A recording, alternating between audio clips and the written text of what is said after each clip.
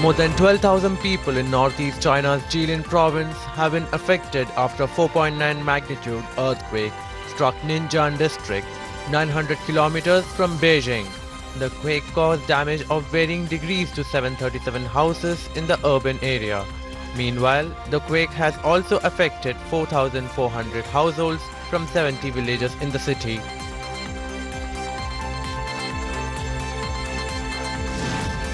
Turkey's President Recep Tayyip Erdogan met with Emir of Kuwait to discuss possible ways to end the diplomatic crisis between Qatar and four of its Arab neighbors. Erdogan's visit comes days after his talks with King of Saudi Arabia on the same topic.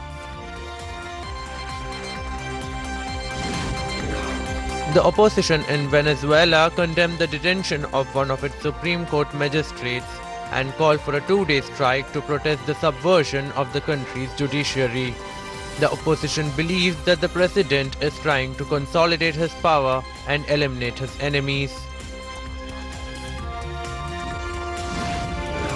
The mayor of Rome has expressed concern about the water scarcity that the region is battling with.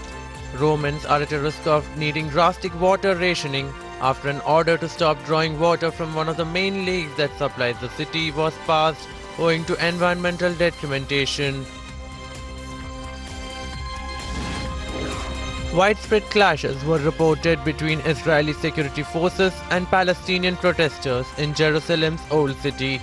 The worshippers were protesting the recent move by the Israeli government installing metal detectors at the gates to a sensitive Jerusalem holy site after two policemen were killed by Arab-Israeli gunmen last week.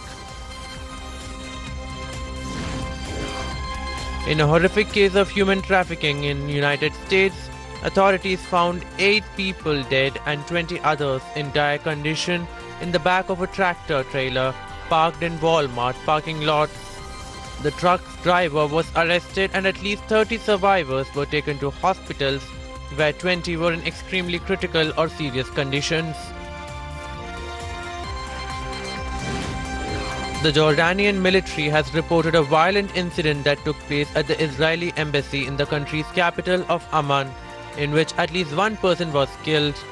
The incident comes after thousands of Jordanians had staged an anti-Israeli protest in the city.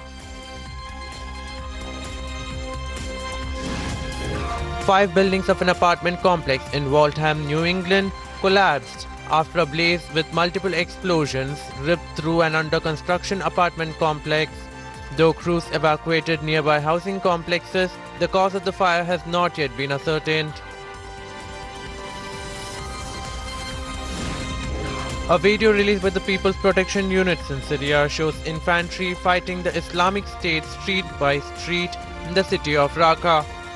The Syrian forces that are backed by the United States are continuing to try and capture the IS de facto capital with renewed force.